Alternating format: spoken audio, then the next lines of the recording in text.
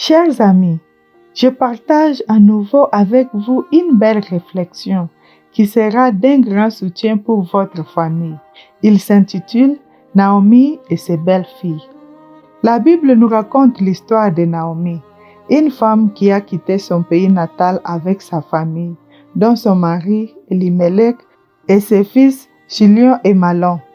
On dit qu'il y eut crise à Bethléem de Juda et que les habitants décidèrent d'émigrer à Moab car il n'y avait plus d'opportunités de travail. Naomi et sa famille sont partis dans l'espoir de trouver une vie meilleure économiquement, mais ils n'ont jamais pensé à ce qu'il s'est passé ensuite. Il s'est avéré que son mari est tombé malade et est décédé, laissant Naomi s'occuper de ses enfants qui étaient encore jeunes. Lorsqu'ils ont grandi, ils ont décidé d'épouser des femmes moabites malgré le commandement qui dit qu'ils ne doivent pas épouser des femmes étrangères. Mais la tragédie frappe à nouveau la famille. Les enfants de Naomi meurent. Or, il y avait 3 veuves, Naomi, Ruth et Ophra. Quelque temps plus tard, ils apprirent que Bethléem de Juda avait connu une famine et Naomi décida d'y retourner.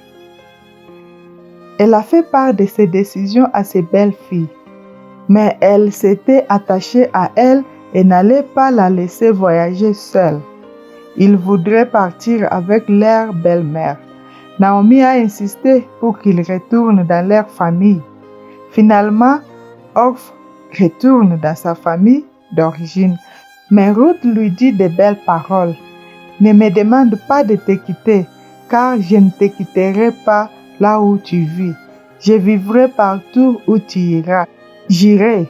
Ton peuple sera mon peuple et ton Dieu sera mon Dieu. » Après des jours et jours de voyages, d'épreuves, de dangers, portant quelques biens sur leurs épaules, ils arrivèrent sur les terres israélites. Leurs voisins se soutenaient d'elles, bien sûr, et leur a fourni les choses nécessaires pour prendre un nouveau départ. Ce voyage les a sûrement rapprochés. Ruth était une femme noble et dès qu'ils arrivèrent, elle commença à nettoyer la maison qui était en ruine. Elle eut l'idée de conditionner un endroit où ils pourraient se reposer. Surtout, elle avait pris la place de pourvoyeuse pour la famille et dès qu'elle le put, elle sortit pour chercher de la nourriture.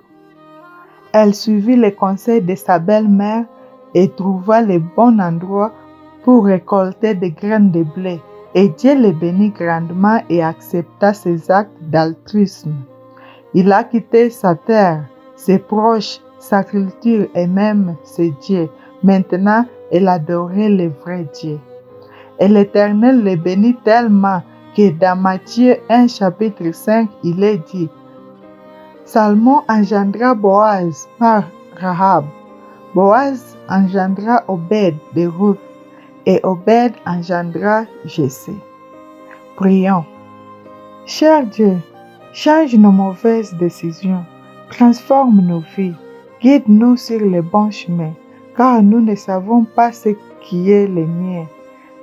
Mais vous pouvez suivre nos pas. Au nom de Jésus, fais de nous des instruments utiles entre tes mains. Amen. Tes mains. Amen.